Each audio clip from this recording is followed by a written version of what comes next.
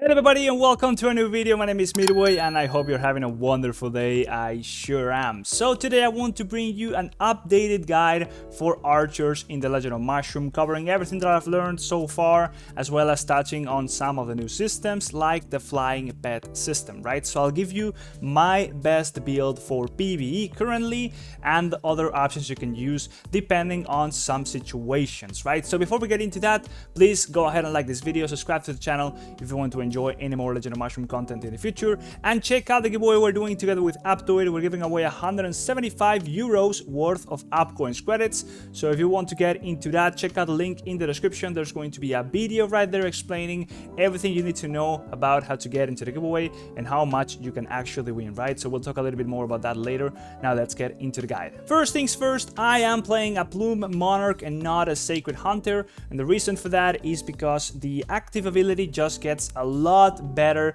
when you stack a lot of combo, right? So it's a lot easier to just gear up in general, as well as just to get a lot of juice out of the effect of this active ability, right? If you read through it, you're gonna be increasing the combo damage received by the target by 60% whenever it's used, right? So the more combo you stack, this is just going to get better and better. Of course, you also get some nice things like extra bullets during combos and such, so you're just a lot more free to stack up combo, and it's just flowing a lot more naturally. In general, it just ends up being a little bit better than Sacred Hunter altogether. So moving on to skills, right? So I'm gonna be presenting you a couple builds as you might have seen in the background. We are trying to fight these minions and we are on Infinity 9, right? So that's a pretty high PVE level or stage at this point, and we're pretty much going to get one or two shot, right? So this build that I'm going to be presenting you is right now only going to kind of be used for these minions, although it's also very effective against bosses depending on what kind of boss we are facing, and it can be used in any sort of stage, right? It might just get you better or worse results, but altogether it's going to be an insane PvE setup. It's going to be maybe not that necessary in early stages because the minions are not going to be too much of an issue, but as soon as you are having issue with the minions, this is going to be what you need to do, right? So all in all, what really this comes down to is using Thorn Thicket for the sake of slowing down enemies, right? So slowing down those minions as well as slowing down those bosses. Let's talk about pals later, but you'll see that it just ends up being that everything just moves so damn slow. Together with that, we're also, of course, using our Clone Strike to get more burst damage, also more defense for it. It's going to be tanking some damage. We are also using Disarm just for some stuns, so we have even more time before we are actually killed. And then Blitz Assault is also just going to allow us to survive even more, right? So as you might have seen, everything together is going to buy us time. That's what it really comes down to. This is a build where you already have a lot of damage and you're really just struggling to survive because things are almost one or two shotting you at this point in the game, right? So we're also using Smoke Bomb. That's one of our best altogether DPS skills, so not too much to add there. I also have a defense setup here for pure damage depending on the scenario, which is this one, where we are using Wild Gust and we are also using Worldly Snare, and the idea of this build is to just stun the boss as soon as it comes out and burst it down from 100 to 0 before we are actually nuked. So that's really only going to be used in certain bosses where we might not be able to survive through just the boss coming to us, right? We're trying to maybe a ranged boss, which we cannot really get any benefit out of slowing down its movement. But all in all, this is also a pretty glass cannon kind of build. It's going to be a lot more bursty, it's going to be doing a lot more damage, but it's also going to probably need you to do a couple tries before you actually kill the boss, but it's probably also going to be a little bit better in most bosses. Nonetheless, right now I am using this other build, the Minions build, and then yeah, again, just checking out what I'm doing in the background. At this point, once minions get to me, they're going to pretty much one-shot me or two-shot me.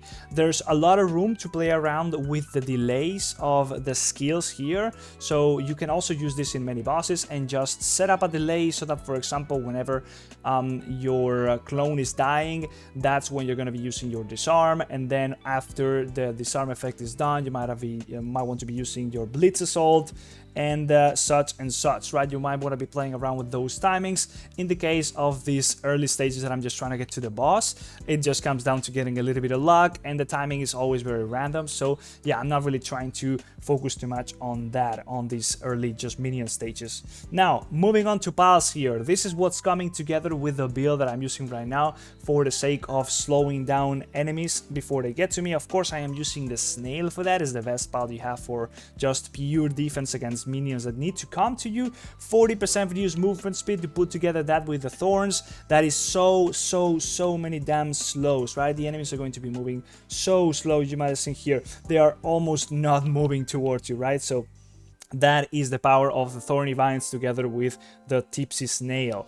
Now we are also using the deer for the sake of just damage reduction, also using the snow general here so that they are going to be taking a little bit longer to throw some stone at us, especially those ranged minions. Of course, also good against the melee minions.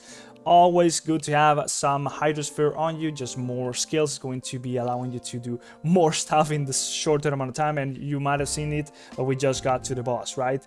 Actually, yeah, I'm not sure what happened over there, kind of bugged out. Nonetheless, we're also using the treasure dragon, always a very good option. A little bit more on the offensive side, of course, increasing basic attack crit damage by 50%, right? So treasure dragon also a very strong option for us archers. But yeah, trying to slot a little bit of damage in the mix of all those defenses. This build is really just trying to get us to the boss, right? That's what it is. So we also have this other version of the build right here, which introduces the banana instead of using the snail, giving us a little bit more damage with that combo.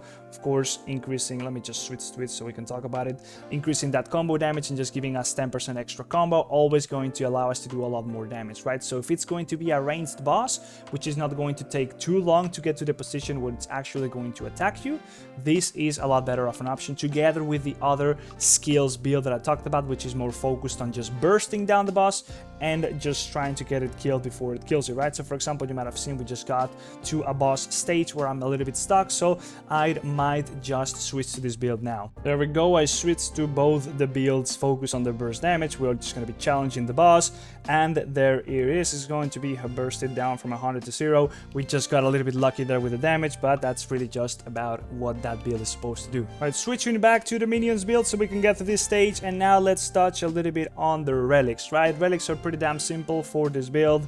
We're going to want to be using whether that is the combo mask or the crit mask based off whatever stat we have the lowest. We just want to be compensating, and for that matter, we'll just talk a bit about stats real quick, right? So you want to be getting crit rate and combo pretty much everywhere. If you could do that, that would be ideal. If you are not able to get both of those stats, the next best thing you want to be getting is evasion and then maybe stun, right? But you want to be getting crit rate and combo as much as you can, and therefore this stats is what it looks like. Of course, if you add the banana onto that, I would almost have 100% combo and 61% crit rate. I am right now using the crit rate mask, right? So you want to be doing a little bit of balancing together with these two masks. You want more combo because your combo is a little bit lower. You want to be getting your combo around 80% as soon as possible. Then you might want to be using this. If your crit rate is lower than like 40%, 50%, maybe use the mask in that case. Now, no other options right there. For the blue one, of course, you also want to be using the kite. No other options to discuss right there. Then for the purple one, if you're using the snow sprite, which you pretty much always want to be getting once you get to this point and the enemies are almost one-shotting you, then we'll just go ahead with the blue snowflake. Is going to be getting you a little bit of extra damage once you have that pile out. Now, on the yellow side of things, if you're going to be doing any PVE, then just go ahead and use the immunity book, of course, best thing there is. And then if you're doing PvP, well, that's it, just use the flame book, because otherwise the other book, the immunity one, does not work in PvP. And now for the orange ones, the best one is the time statue. What's the reason for that? Is because of the increased duration on disarm, so it's going to be making it last for 4.5 seconds instead of 3 seconds, so also no question there, as well as extending the effect of smoke bomb, also making it last a little bit longer. I think it goes from, what is it, 5 seconds to 7.5. So yeah, there you go, exactly what I said. That is just allowing you for that skill to be even better, which is one of our main burst skills, if not the best one. And finally, for the last tier of the necklaces here, the red ones, you're going to be either using the storm necklace if you have clone strike, or using the Spirit Necklace. Maybe if you're not in a situation where you're using Clone Strike, maybe in PvP you might not be because you're just getting rinsed by mages and you're instead using Blitz Assault. In that case, maybe Spirit Necklace would be an option, but for PvE mainly, Storm Necklace is your go-to. Statue wise, it's pretty damn simple. You want to be getting for full global combo damage at the highest tier you can afford. So as you might have seen here, my statue is not too much level, but I just have a big bunch of global combo right there, double S's everywhere. I had a previous page where I didn't have as best, right? So what I did was just try to get double combo, or rather global combo everywhere, and then eventually once I got that everywhere, I also got a little bit of global attack, not too bad. Well, I just started a new page and I tried to do that with double S's, and finally I'm doing that again, but now trying to fish for triple S's. Again, a little bit of global attack is not too bad if you get a decent percent. Souls are gonna be insanely impactful once you get to the pink level. Right here I have my pink soul, and as soon as I got this, my damage just pretty much doubled altogether. It's insane how much that extra 100% boss damage is going to be doing for you, right? So yep, the way you get this is by just participating in the cross-server PvP arenas, and you either buy the red soul selection 2 or you want to be buying your awakening crystals. I opted to finish up my awakening first. That's also a very big power upgrade, but getting at least one red soul selection 2 at some point and then just getting yourself this pink upgrade is going to make it so much better for you. You're gonna be so much powerful, right? So you want to be leveling this up a whole lot. You don't really want to be spreading out your points here in the different souls. You want to be focusing on the important ones, right? So this one is going to be the most important, at least obviously for me, because it's the only pink one I have. But that global combo damage, insanely important. Boss damage, insanely important. And then we have crit damage bonus, also very damn important. And then I am getting a little bit of extra attack bonus, just pure attack increase, also very good. Get a little bit of basic attack damage as well, also pretty good. Just attack, always gonna be nice. And then a little bit of HP we got here, and a little bit of defense. I leveled these up at some points where I was struggling a little bit more with surviving. Now it might depend on where you are. You might just be getting one shot at that point. Who cares about defenses? You're getting one shot anyways, right? So at that point you might be getting wanting to go a little bit more for the attack side of things. But for the general rule of thumb, you want to be focusing on the combo, the crit damage bonus, and then just either go full on that and then maybe put some on attack and the basic attack, or straight up just maybe put a little bit on defense and HP as soon as you're struggling a little bit with your survivability. But just that's it. Just don't really waste anything on counter, of course, as an archer. Crit res is going to be becoming pretty much very important once you're getting into the later stages of the game, but for now, not really too much of a focus for me. Now when it comes to the talents, as you might see here, I am just trying to spread out everything throughout all the just raw stat increase nodes. So I have a lot of attack right there, a lot of attack, HP, defense, and once again same thing here, attack, HP, defense, right? I'm not really going for the last node here because in order to be able to reach it, you need like 3,000 or maybe like 4,000 to 5,000. I don't even know. The amount of items that you need to be able to get to one of those last nodes is insane. So until you're able to get to that point, well, your best bet is to just try to get a little bit of what's best, right? So extra HP, extra attack, extra defense, always going to be very important.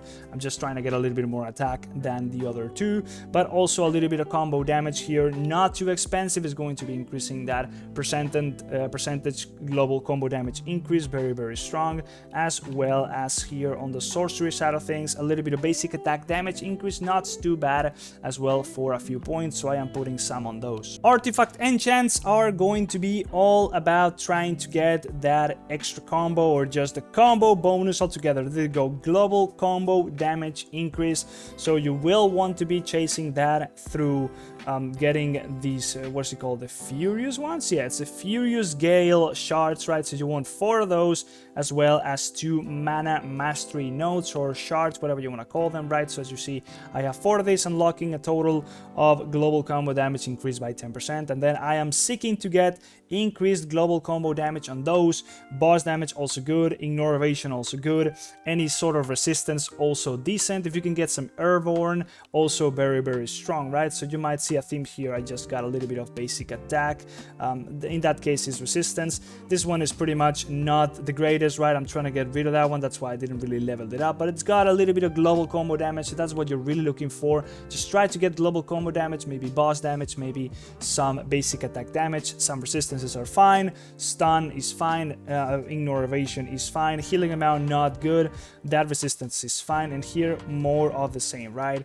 Global counter damage, none of that, I don't want that, but still we got global combo damage, and we got also global combo damage resistance, stuff, right? You could try to go for the ideal thing. It's going to be really hard, so as long as you have a little bit of global combo damage and everything else is not really just trash, I would still take it, right? So here we go, we got that 2 set with the global basic attack damage increase, and then we have global combo damage, skill crit damage, not too, the greatest, skill damage resistance, that's okay, global combo resistance, whatever, and then finally, well, we got some stuff we're just trying to get rid of. Of course, we want to be leveling up the purple shards. That's the ones that of course are gonna be worthwhile. Everything else is just a little bit of a dummy with decent stats to keep around. Here, for example, we got one which got us airborne, ignore airborne, global combo damage very high up, and also stun, right? So that one is very damn strong, even though it's not pink level, right? So yeah, the whole theme, try to go for global combo damage, and everything else will just try to get whatever you think might be best, as I already mentioned. Now the new stuff here, the flying pets. What's the best flying pet you can get and what you should be looking for in them? Well,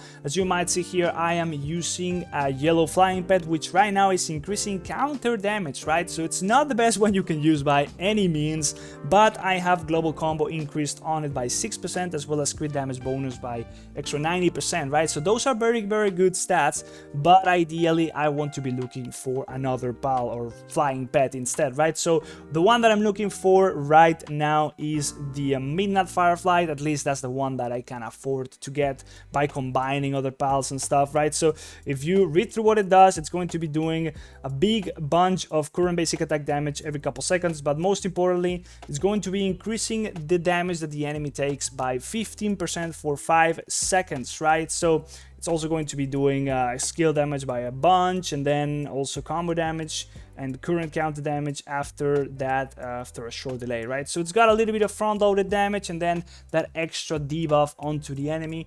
Really damn powerful effect. Of course, if you're able to get the good affixes on it, if you're able to get a little bit of extra combo or global combo damage or basic attack or global avian attack, all of that stuff, it's going to be your best in slot for your flying pets. And finally, let's talk about mounts and artifacts. I'm not going to get into the pay-to-win options, but I'll touch on the free options you have, right? So you might want to be getting a Pyre Breaker if you are early into the game. You cannot really afford anything else right now. It's going to be a very good option when the fights are long. That extra crit is always going to be very good. For PvP, this is not a good weapon. For PvP, you want to be getting your Cloud Drifter, excuse me. Now, late game, once you are able to afford it, the Adaptive Slime is going to be very damn strong. It just gives you a little bit of everything, extra attacks, some shields. It's going to be doing a little bit of everything, right? So I'm going to get it myself eventually and try it out, but that's really what it is. If you want to get deep into PvE, go for the Adaptive Slime.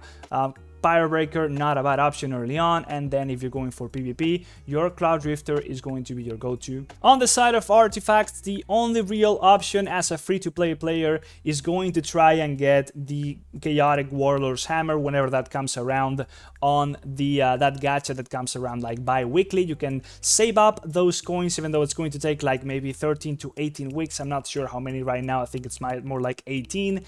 You will eventually be able to buy it for free. That's a fact. So it might not be the best artifact, but it is what it is. If you don't want to spend any money, that is really your only chance to get an artifact for free right now.